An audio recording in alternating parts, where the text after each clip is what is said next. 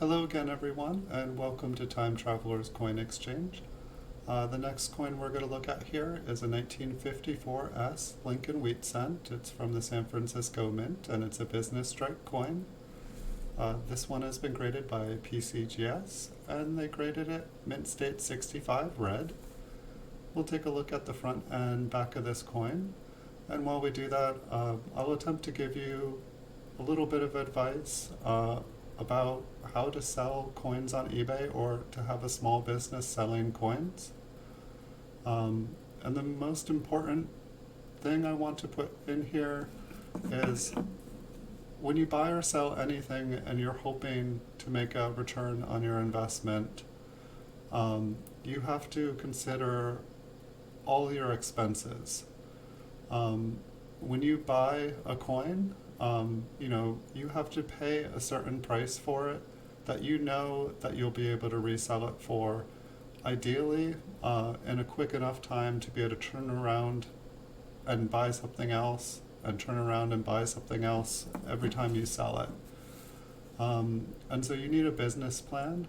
You need to figure out if you're selling on eBay and you're going to have an eBay store, how many items you're going to need to be able to sell in a month just to pay for that eBay store, just to break even. And on top of that, you're going to need to consider how much it's going to cost you to buy and sell every item in that store. And so when you're thinking about selling something on eBay, not only do you have to pay store prices, but you have to pay listing fees if you don't have a store, or if you're doing more than the free listings. There's the final value fees, there's the shipping.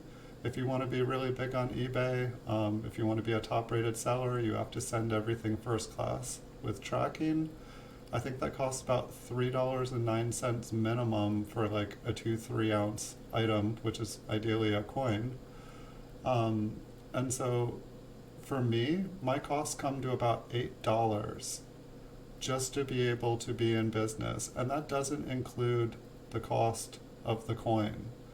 And so if you ever go into a coin shop or try to deal with someone who sells coins for a living, most operate on about a 30-40% margin. When you go to sell your coin, they're going to tell you an honest price of how much they think the coin is worth or how much they can sell it, and they'll offer you that amount minus 30-40%. It's operating costs. It's what it costs to have a business.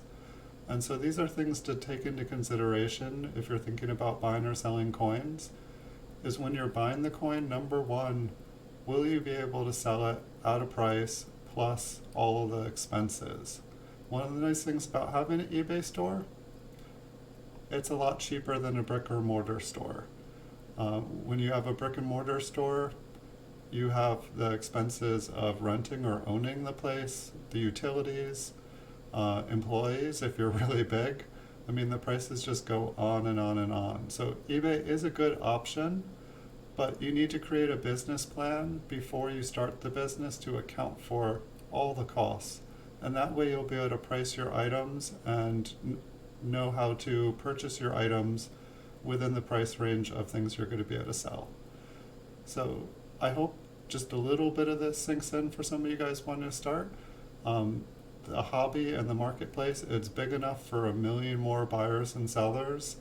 The more the merrier as far as I'm concerned. I hope to see you guys all on eBay, and one of the cool things I've been seeing here on YouTube is I'm seeing people starting their own auction houses on here, starting their own stores with YouTube. It's awesome.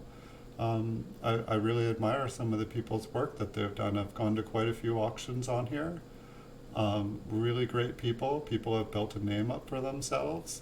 If you've been on YouTube as long as I am, you probably have already been to some of them. So I'm going to get on to the next coin, but thanks everyone for watching. Hope I was able to pass on a little bit of knowledge, and thanks for watching. Be back soon.